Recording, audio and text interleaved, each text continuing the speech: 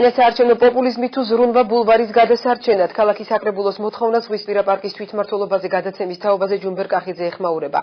ამბობს, რომ ბულვარის ტერიტორიაზე 2 წლის განმავლობაში არაფერი გაკეთებულა. ვინუ პატრონებს ბათუმელების საყვარელ ადგილს და გაგრძელდება თუ არა დავა სასამართლოში. ჯენი კვანტალიანი თემის დეტალებით. წინასაარჩევნოდ დაწყებული პოპულისტური თექვა. ასე აფასებს ჯუმბერ კახიძე რეგიონის პირველი პირისა და ფინანსთა მინისტრის დავით ბალაძის მიერ ბათუმის ბულვარში მიმდინარე სამუშაოების მონახულებას.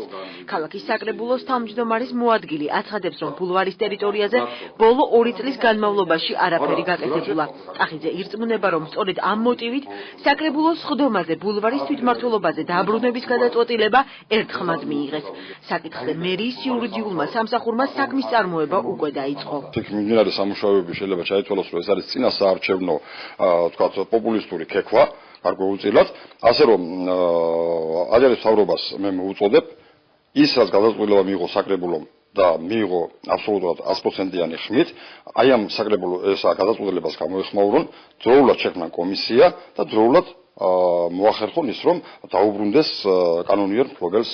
საკრებულოს წევრები სასამართლოში სარჩელის შეტანას გეგმავენ. ეს იმ შემთხვევაში, თუ მთავრობა აღნიშნულ ტერიტორიას თვითმმართველობას არ დაუბრუნებს.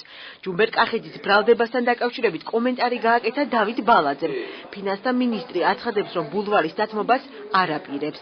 ისეთი რაღაცები კეთდება, რაც წლების განმავლობაში არ გაკეთებულა ბულვარში, ამიტომ ვერ დავეთანხმები ჩვენს ოპონენტებს იმ ნაწილში, რომ ბულვარში არაფერი არ კეთდება.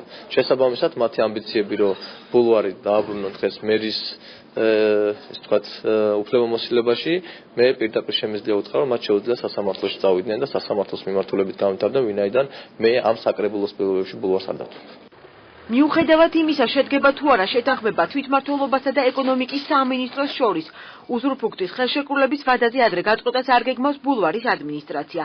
დაწესებულების იურისტი აცხადებს, რომ ბულვარის ტერიტორიაზე 2 წლის განმავლობაში ინფრასტრუქტურული სამუშაოები არ შეჩერებულა.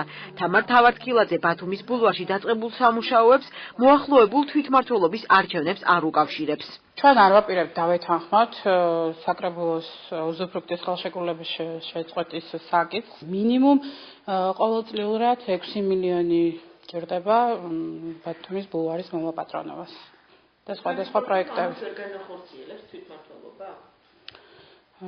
ჩვენ ვფიქრობთ, რომ უფრო ეფექტური იქნება, თუ მთავრობის დაქვემდებარებაში იქნება ბათუმის ბულვარი და მთავრობა განახორციელებს მის კონტროლს და მომაპატრონებას.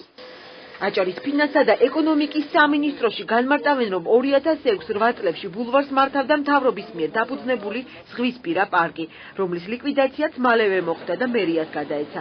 სამინისტროში ამბობენ, რომ თვითმმართველობამ ვერ შეძლო აღებული ვალდებულებების შესრულება და 2009 წლის 24 ნოემბრის მთავრობის დადგენილებით ისევ დაფუძნდა ბათუმის ბულვარი.